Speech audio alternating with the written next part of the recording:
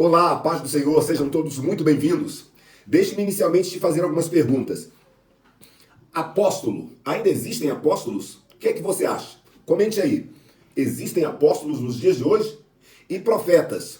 Se lembra da antiga aliança? Os grandes profetas que Deus levantou? Ainda existem profetas como aqueles nos dias de hoje?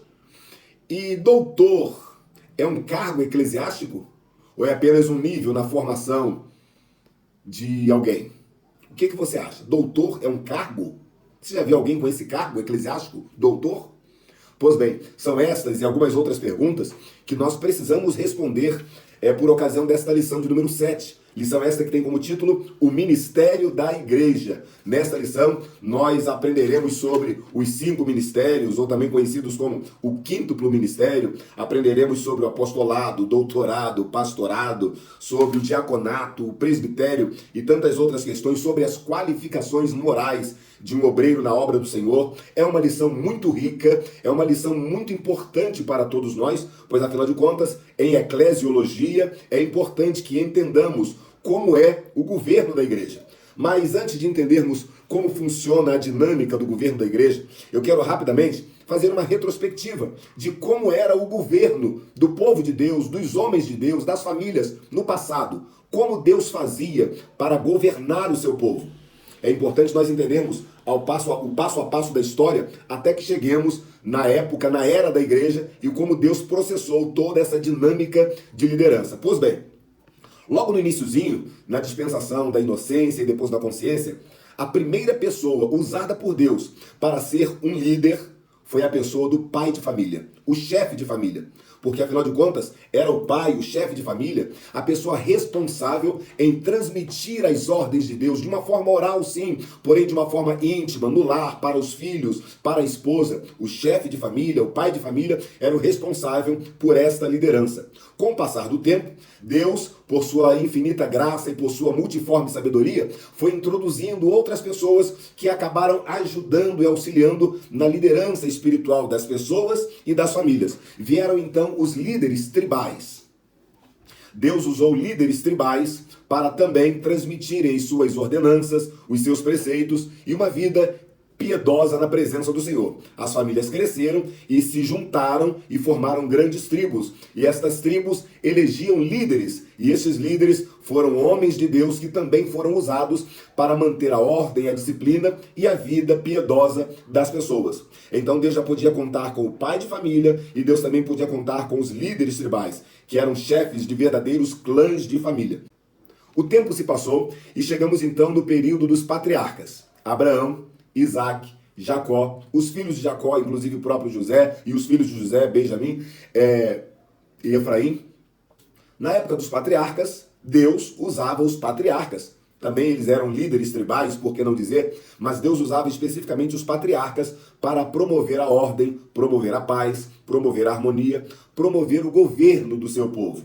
Deus usou a Abraão, Deus usou a Isaac, Deus usou a Jacó, Deus usou os patriarcas das 12 tribos, tudo isso com a finalidade de manter o seu povo com uma vida piedosa na presença do Senhor. O tempo se passou e após a morte dos patriarcas das tribos, vieram então os líderes das tribos. Cada tribo elegia um líder para ser como se fosse o prefeito, o supervisor daquela tribo. Então Deus agora podia contar com os pais, Deus agora podia contar também com os líderes das tribos, ou os maiorais das tribos. Anos se passaram. Veio então a época dos libertadores. Israel estava no Egito, Deus usa Moisés para libertar Israel. Depois de Moisés vem Josué. Depois de Josué vem o período dos juízes. E em todo esse período, Deus usa então os libertadores. Cada um dentro de uma esfera, cada um dentro de uma cultura, cada um dentro de uma realidade. Na época de Moisés foi de um jeito, na época de Josué foi de outra maneira, e na época dos juízes de uma outra maneira. Mas o certo é que Deus usou estes homens, estes libertadores, para que o seu povo pudesse manter a paz, a harmonia e uma vida piedosa da presença do Senhor. Nós não poderemos entrar nos pormenores da legislação de cada um desses libertadores, porque o tempo não nos permitia. Estamos apenas fazendo um retrospecto na história da liderança do povo de Deus, para nós então chegarmos na lição 7 e entendermos como Deus opera a dinâmica da liderança na sua igreja.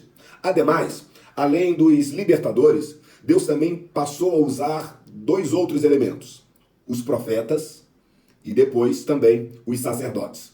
Profeta era aquele que falava de Deus para o povo. Sacerdote é aquele que falava do povo para Deus. Ambos exerceram grande liderança no meio do povo, além dos libertadores e também além dos juízes, depois na época dos juízes, que foi aquele período que o povo pecava, Deus os fazia estar debaixo de um jugo, e o povo clamava, Deus levantava um libertador, o libertador pelejava contra os inimigos de Israel, Deus libertava o povo dos seus inimigos. Nessa dinâmica, Deus usava libertadores, usava profetas e usava também os sacerdotes. Depois do período dos juízes, veio então o período dos reis, da monarquia, e Deus também se valeu de muitos reis piedosos para governar o seu povo. Então, a partir de agora, a partir deste período monárquico, onde Deus usava reis que eram verdadeiros homens piedosos na presença do Senhor, Deus então podia contar com reis, profetas e sacerdotes.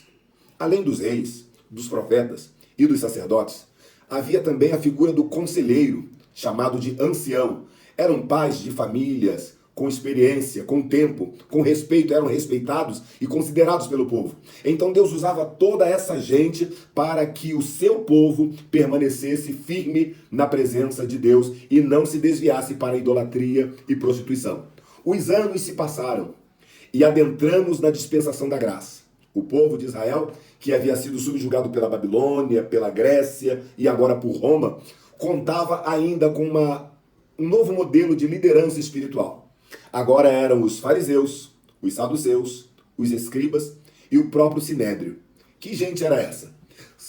Fariseu era uma classe de pessoas, judeus, que guardavam a lei e preservavam a cultura dos judeus para com a sua nação.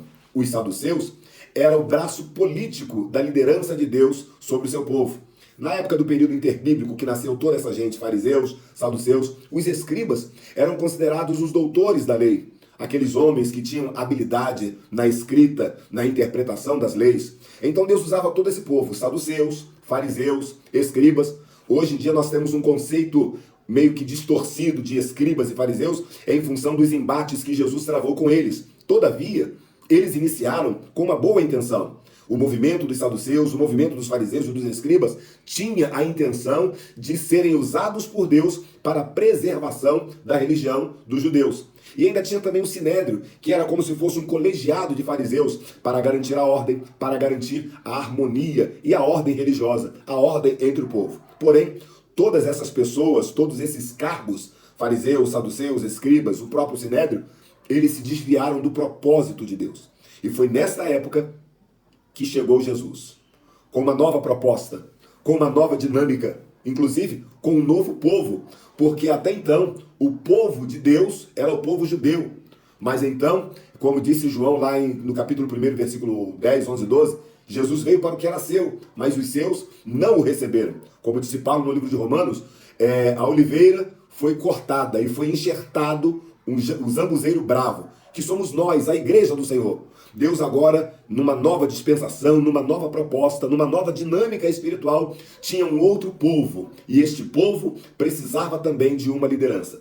Foi então que Jesus, ele nomeou 12 apóstolos. E esses 12 apóstolos seriam os responsáveis em dar continuidade à obra do Senhor nosso Deus através da igreja. A dispensação da graça, inaugurada por Jesus, trouxe os apóstolos como líderes espirituais da igreja. Os apóstolos, por sua vez, nomearam bispos, presbíteros, verdadeiros pastores que gerenciavam, que supervisionavam as igrejas. Inclusive, as igrejas, à época dos apóstolos, não possuíam templos. Os cultos eram realizados nas casas dos irmãos. Mesmo assim, de forma organizada, os apóstolos levantaram bispos, presbíteros, que pastoreavam todo o rebanho do Senhor.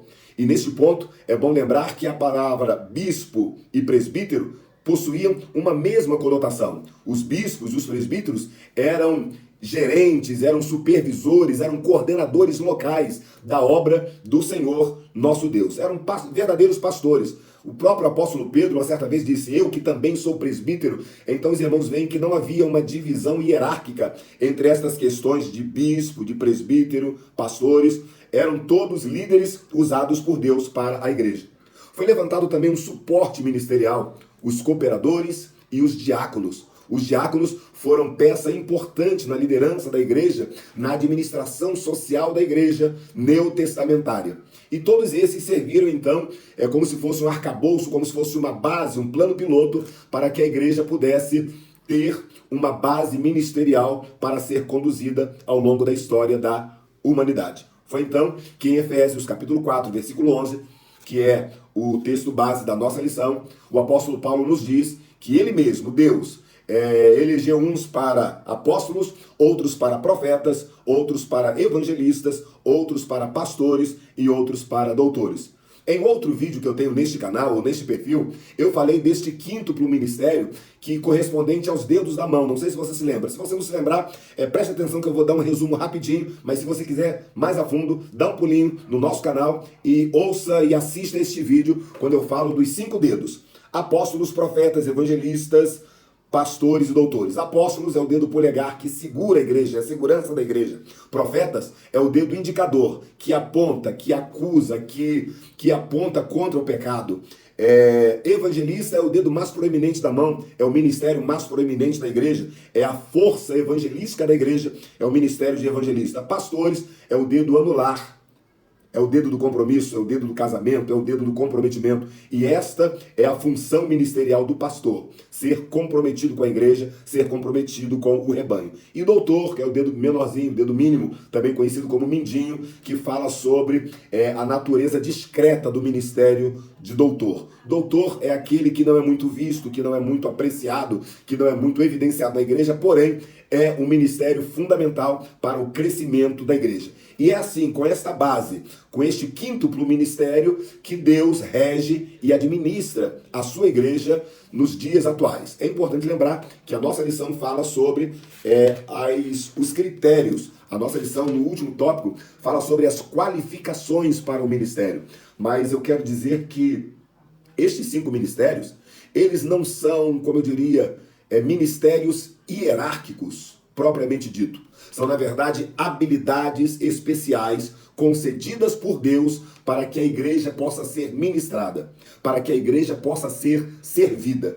E é por esta razão que nós não podemos necessariamente colocar estes ministérios como cargos hierárquicos. É por esta razão, talvez seja, que a igreja não possui cargos de doutores. É por essa razão que talvez seja, algumas igrejas continuam consagrando apóstolos, quando na verdade o apostolado, segundo a nossa própria lição, é mais uma missão, é mais um ofício do que um cargo propriamente dito. É uma atividade. Apóstolo é aquele que é enviado. Doutor é aquele que ensina. É uma pessoa que possui de Deus a habilidade, a facilidade para ensinar aos outros os arcanos e os mistérios e os desígnios do Senhor. E assim é formado o quíntuplo ministério. Mas para que você e eu exerçamos o ministério do Senhor, precisamos então possuir as qualificações mínimas, porém necessárias, para que este ministério seja profícuo. E a nossa lição nos dá pelo menos 3 categorias de qualificações: as qualificações morais, as qualificações sociais e as qualificações ministeriais. É impossível que um bom ministro não tenha estas qualificações: qualificações morais, sociais e ministeriais. Eu vou parando por aqui, porque a minha intenção neste rápido vídeo era apenas mostrar a dinâmica da evolução das lideranças no meio do povo de Deus. Desde os pais, que foram os primeiros a serem usados, passando pelos líderes tribais, patriarcas, libertadores, juízes, maiorais das tribos, sacerdotes, profetas, reis, anciãos, até que chegamos nos fariseus, saduceus, escribas e sinédrio, e então passamos por Jesus, os apóstolos, bispos, presbíteros, pastores, diáconos, cooperadores, e chegamos no quíntuplo ministério de Efésios capítulo 4, versículo 11. Deus abençoe sua vida. Eu espero, sinceramente, que estas poucas informações que eu citei aqui sirvam de alguma forma como subsídio para que você tenha uma boa ministração da próxima aula no próximo domingo. Se você quiser continuar assistindo estes vídeos, você pode se inscrever nos nossos canais e aproveita para deixar um like neste vídeo, fazer um comentário, comente alguma coisa, se gostou, se não gostou, dê a sua opinião. É importante a sua interação para nós. As nossas redes sociais estão disponíveis para que você seja inscrito em todas elas. Roque Ribeiro Oficial, tudo junto, em todas as redes. YouTube, Facebook, Instagram, TikTok e Kawaii. Acesse essas redes, dê uma curtida, faça a sua inscrição, acione as notificações e fique ligado para mais vídeos iguais a estes. Deus te abençoe, eu sou o Pastor Roque e você acabou de assistir mais um vídeo da série Minuto EBD. A paz do Senhor.